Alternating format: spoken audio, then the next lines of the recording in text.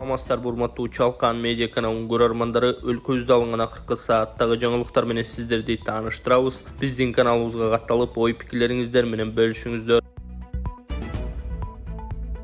Президент Садыр Жапаров жайкы Олимпиада оюндарына лицензия жеңип алган спортчулар менен жолугушуп, Кыргызстандын курама командасынын капитаны Акчол Махмудовго мамлекеттик тууну тапшырганын өлкө башчысынын маалымат кызматы билдирди. Мамлекет жетекчиси Олимпиада дүйнөлүк масштабтагы иш-чара экенин, маанилүү орунду ээлей турганын белгилеген. Президент сөзүндө эгемендик жылдар аралыгында өлкө Олимпиада оюндарынан 3 күмүш жана 4 коло жеңип алганын эске салды. Алардын баары жайкы Олимпиадаларда жетишилген ийгиликтер болгон. Сиднейде дзюдочу Айдын Исмагулов коло медаль, Пекинде балбандар Канатбек Алиев күмүш, Руслан Түмөнбаев менен Базар Кургуев коло медалдарды жеңип алган. Токиодогу Олимпиадада Айсулуу Тыныбекова жана Акчол Махмудов күмүш медалдарды, Мээрим Жуманазарова болсо медаль алганын эске салды. Президент жакында боло турган жайкы Олимпиадага Кыргызстандын спортчулары күрөш, дзюдо, сууда сүзүү, жеңил атлетика жана бокс боюнча жалпы 16 лицензияга ээ болгонун кошумчалап, алардын басымдуу бөлүгү күрөш боюнча экенине токтолгон. Күрөш биздин олимпиадалык спорттун түрлөрүнүн ичинен негизги локомотиви болуп, Кыргызстан бүт дүйнөгө таанылып, таңазаланды. Бүгүн бул жерде 3 жылдан бери кайрат күчүн жыйып, талап кылынган тартипти катуу сактап, өжөрлөнө машыгып, акыры Кыргызстандын намысын коргоо укугуна ээ болгондор чогулуп отурушат. Деги эле соңку жылдары өлкөбүздө спорт жаатында күчтүү жаш муун өсүп келе жатат. Спортчуларыбыздын келечеги али алдыда деп белгилеп, жалпы машыктыруучулар жааматына кесипкөйлүүлүгү менен таланты үчүн ыраазычылык билдирген. Мамлекет башчысы Токиодо өткөн Олимпиада оюндарында Кыргызстан 6 медалга бир кадам жетпей калганын эске салып, андан бери 3 жыл өткөнүн, бул жылдар аралыгында Кыргызстан бардык тармактар боюнча өз мүмкүнчүлүктөрүн кеңейткенин белгилеген. 2021-жылы сиздер менен жолукканда биздин жалпы максатыбыз 2024-жылдагы Париж Олимпиадасында биринчи орундарды камсыз кылуу, 6 медаль жеңүү деп айттым эле. Бул менин эле сөзүм эмес, элдин дагы суроо талабы, үмүт тилеги болгон. Мына ошол үмүт тилектерди актоого мезгил келди деп ойлойм. Эгемен Кыргызстандын Олимпиада тарыхындагы биринчи 6 медалын жеңип, көз карандысыз Кыргызстандын 33 жылдыгына, Кара Кыргыз автономиялуу облусунун түзүлгөндүгүнүн 100 жылдыгына карата белек кылсаңар деп бекем ишенем деп белгиледи президент. Жапаров өз сөзүндө олимпиадалык алтын үчүн күрөш өтө курч болоорун, бирок биздин спортчулар кандай гана кыйын таймаштар болбосун тайсалдап калбай турганын белгилеп өттү. Тескерисинче, мындай кыл чайнашкан учурлар спортчуларыбызды чыйралтып, ого бетер күчтүү, ого бетер намустуу, ого бетер ишенимдүү кылып келген. Айкүл Манас баштаган бабаларыбыздын көк жалдыгын, көздөгөнүнө жете билген өжөрлүгүн Париждеги Олимпиада оюндарында көрсөтөсүңөр деп терең ишенем. Силер 7 миллион кыргызстандыктын ой санаасында турасыңар, силерди 100 миңдеген мекендештериңер жеңиш менен күтөт деген ал. Иш-чаранын аягында Жапаров улуттук курама команданын капитаны Акчол Махмудовго Кыргызстандын мамлекеттик желегин тапшырган. Урматтуу Москва шаарындагы мекендештер, эгерде уюлдук телефон алууну пландап жаткан болсоңуз, бизге кайрылыңыздар. Онлайн телефон буйрутма берип, каалаган телефонду тандап алсаңыз болот. Жеткирүү кызматы метрого чейин акысыз. Бизде iPhone, Samsung, Redmi, Honor, Tecno, Infinix дегеле сапаттуу бардык маркадагы телефондор бар жана албетте кепилдик берилет. Баасы 7500дөн башталат. Салонго караганда 3 же 4 миң арзан болот. Баса эң башкысы 15 миңден жогору телефон алсаңыз, анда сизге наушник акысыз берилет. Мындай мүмкүнчүлүктү колдон чыгарбаңыз. Толук маалыматты Мажит мырзадан алыңыз. Байланыш номери +7 966 066 16 16. Урматтуу кесиптештер, сиздерди бүгүнкү кесиптик байрамыңыздар металлургтар күнү менен куттуктайм. Бул металлург болуу абдан чоң, жоопкерчиликтүү жумуш деп эсептейм. Алдыбызда мамлекет жетекчилиги тарабынан коюлган максаттарды ишке ашырабыз деп ишенем. Урматтуу Кумтөр кенинин жааматы, барыңыздарды металлургтар күнү менен куттуктайбыз. Кумтөр алтын кени өркүндөй берсин, мамлекетибизге ийгилик жарата берсин. Барыңыздар билгендей, тоо кен өндүрүш бөлүмү Кумтөрдүн эң алдыңкы локомотив бөлүмдөрүнүн бири. Жумушка баарыбыз түгөл келип, түгөл кетип туралы дагы бир ирет майрамыңыздар кут болсун. Ден соолугубуз чың болуп, талыкпай эмгек кылып, кыргыз элине кызматыбызды кыла берелик. Уважаемые коллеги, всех вас поздравляю с праздником Днем Металлурга. Наш успех в работе является большим вкладом в развитие нашей страны. Уважаемые коллеги, позвольте поздравить вас с профессиональным праздником с Днем Металлурга. Ваша работа – дело сильных, трудолюбивых и стойких духом людей.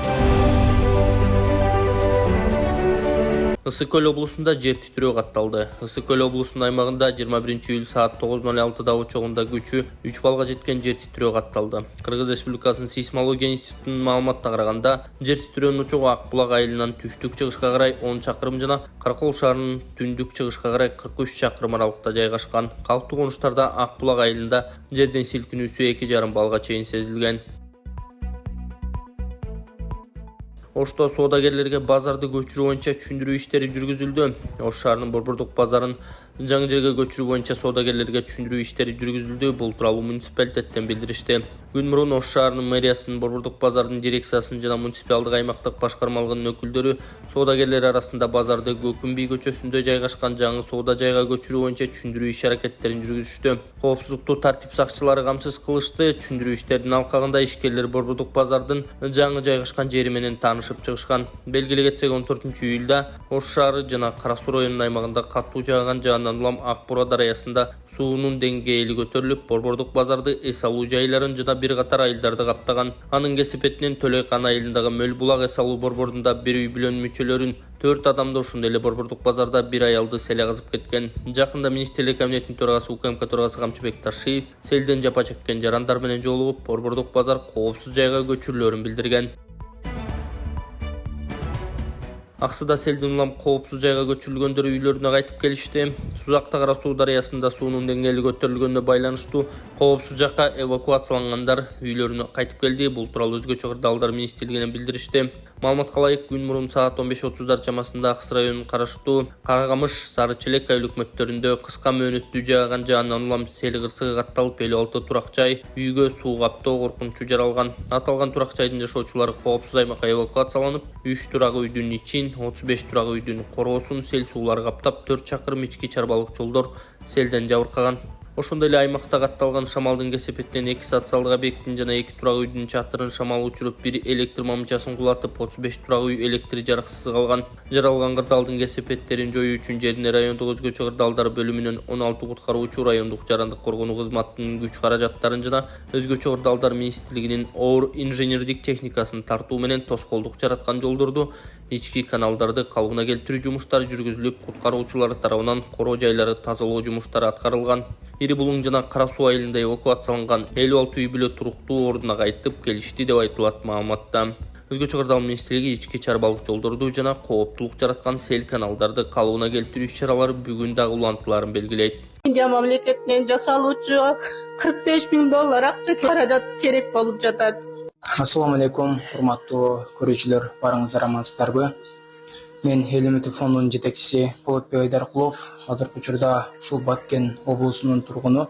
Ушул эжебиздин уулу оор дарт менен ооруп калыптыр. Ошол себептерден сиздерден жардам суроого муктаж болуп турат. Келиңиздер, көптү көсөкөл болот демекчи. Биздин фонддо дайыма кайдыгер карабаган инсандар көп. Ошол себептен ушул бир тууганыбызга жардамыңыздарды аябай, ушул күндө кыйналып, кыйынчылыктан ушундай 2 жылдан бери ушундай төшөктө тура албай, кыйынчылык абалда күн кечирип жатат туугандар. Ушуга кайдыгер карабастан бул дагы биздин бир тууганыбыз. Эртеңки күнү ушул тууганыбыз дагы туруп, биздин катарда ушундай басып кала турган болсо, эң чоң бир сооптун жана бир жакшылык иштин туу жокусунда турган адамдардын катарында болобуз туугандар. Урматтуу кайдыгер карабаган кыргыз элим, мына менин балам Орозовбек болот. 2 жылдан бери Остроден ооруп келет. Ушул балама Индия мамлекетинен жасалуучу $45,000 акча керек болуп жатат. Ошого аз да болсо да салымыңыздарды кошуп жардам берүүңүздөрдү суранам. 839708 Энеканкы деп чыгат. Сберкартта Бактияр А деп чыгат. Джо Байден президенттик шайлоого катышпай турганына жар салды.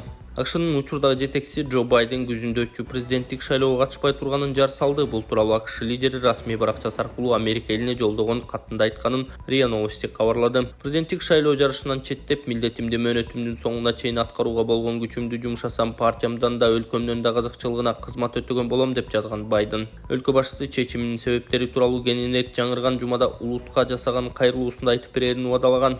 Джо Байдендин кайра шайланып, өлкөнү алып кете алаарынан күмөнсүүлөр негизги атаандашы Дональд Трамп менен 28 июнда өткөн биринчи дебаттан кийин пайда болгон. Президенттикке көрсөтүп жаткан демократтарда ар-сар ойдо калып, көбү талапкерлерди алмаштыруу тууралуу айта башташкан. Теориялык жактан бул мүмкүн болгону менен Байдендин өзүнүн макулдугу болбосо демилгени ишке ашыруу кыйла катаал процесс экени айтылган. Ал арада президенттин администрациясы Байден шайлоодан баш тартпай турганын жарыялаган. Эскерте кетсек, теледебатта 82 жаштагы Байден такалып, оюн топтой албай бир топ кыйналган. Аягында аны тепкичтен жубайы түшүрүп кеткен. Олуай ден соолукту чыңдоо борбору Кыргызстанда биринчи жолу Кытай элдик медицинасын колдонуп, 6 жылдан бери от менен артрит, артроз, остеохондроз, гайморит, простатит, куян, грыжа, суук тийүү, тизе муун ооруларын дарылайт. От процедурасында адам тер аркылуу денедеги суук, токсин, шлак, туздардан арылып, аурасы тазаланат. Ал эми катып калган булчуңдарды жибитүү үчүн гандин массажы жасалат. Бул массаж атайын дары чөптөргө сугарылган таякчалар менен жасалып, кан айлануу, зат алмашуу системаларын жакшыртат. Бизге келип, Толубай Бакасов жана анын эң жогорку квалификациядагы командасынан массаж алып, ден соолугуңуздарды чыңдап кетиңиздер. Толук маалымат алуу үчүн экрандагы телефон номерлерге байланышыңыздар. Бишкектеги борбордук стадионду оңдоо иштери кандай жүрүп жатат? Бишкек шаарындагы Дөлөн Өмүрзаков атындагы стадиондо реконструкция иштери улантылууда. Бул тууралуу архитектура, курулуш жана турак жай коммуналдык чарба мамлекеттик агенттигинен билдиришти. Мамлекеттик курулуш агенттигинин директору Нурдан Орунтаев стадионду реконструкциялоо иштеринин жүрүшүн текшерди. Учурда демонтаж иштери бүткөрүлүп, жаңыдан куруу жана оңдоп түзөө иштери жүргүзүлүп жатат. Жеринде 250дөн ашык жумушчу иш алып барууда. Орусия мигранттар полициянын чечими менен 48 сааттын ичинде өлкөдөн чыгарылат. Орусиянын бийлиги полициянын чечими менен административнелер боюнча депортацияланышы керек болгон чет элдиктерди жана жарандыгы жок адамдарды өлкөдөн чыгаруу мөөнөтүн 90 күндөн 48 саатка чейин кыскартат. ТАСС агенттигинин маалыматына караганда, тиешелүү өзгөртүүлөр чет элдик жарандарды депортациялоонун миграциялык режимин киргизүү жөнүндө мыйзам долбооруна экинчи окууда киргизилет. Документти мамлекеттик дума биринчи окууда июнь айында жактырган. Анда полицияга чет элдик жарандарды өлкөдөн чыгаруу укугун берүү каралган. Өткөн жумада Орусиянын Томск облусунда мигранттарга такси, коомдук тамактануу жана билим берүү тармагы баштаган бир катар жумуштарды иштөөгө тыюу салынган. Мурдараак агентство басылмасы мындай чектөөлөр Орусиянын аймактарынын 3/1 бар экенин эсептеп чыккан. Мындан тышкары аннексияланган Крымда да мигранттардын иштөөсүнө чектөөлөр киргизилген. 2023-жылы октябрда Мамдумага мигранттарга жалпы өлкө боюнча мектептерде, медициналык мекемелерде, таксиде жана жүк ташуу тармагында иштөөгө тыюу салуу сунушталган мыйзам долбоору киргизилген. Быйыл жазында Москва облусундагы Крокус Сити Холл концерттик залында болгон теракттан кийин Орусияда мигранттарга карата ксенофобиялык маанай күчөгөн. Кыргыз Республикасынын футболчулары дүйнө чемпионатына тандоонун 3-туруна Жалал Абадта машыгат. Кыргызстандын футбол боюнча курама командасы 2026-жылы өтө турган дүйнө чемпионатынын 3-тандоо оюндарына 23-июлдан тартып даярдана баштайт. Бул тууралуу Кыргыз футбол биримдиги билдирди. Маалыматка ылайык, башкы машыктыруучу Максим Литцин биринчи окуу машыгууларга 27 оюнчуну чакырган. Дээрлик баары кыргызстандык клубтардын оюнчулары. Машыгуулар Жалал Абад шаарынын Барселона футбол академиясынын базасында өтөт. Тандоо оюндарындагы алгачкы мелдештер сентябрь айында болот. Буга чейин Кыргыз Республикасынын футболчуларынын дүйнө чемпионатына тандоонун 3-турдагы атаандаштары аныкталган. Эске салсак, июнь айында кыргыз футболчулары дүйнө чемпионатынын тандоо турунун 3-баскычына чыгуу үчүн Омандын курама командасы менен беттешкен. Оюн 1-1 эсеби менен аяктап, эки команда тең 2026-жылкы дүйнө чемпионатынын тандоо турунун 3-баскычына жана 2027-жылы боло турган Азия кубогуна жолдомо алган. Балдар зомбулугуна жол берилбейт. Мэрия ишеним телефондорун эске салды. Бишкек мэриясы зордук зомбулукка кабылган балдарга жардам берүү үчүн ар бир райондо ишеним телефондору иштерин эске салды. Балдарды жана үй бүлөнү колдоо бөлүмүнүн ишеним телефондору 1-Май району 0312 67 0386, 0312 67 1197, Лен району 0312 65 0148, Силов району 0312 53 05 76, Октябрь району 0312 51 03 75. Мэрия Бишкекте акыркы 6 ай ичинде 103 бала камкордукка алынып, 140 бала реабилитациялык борборлорго жөнөтүлгөнүн кошумчалады.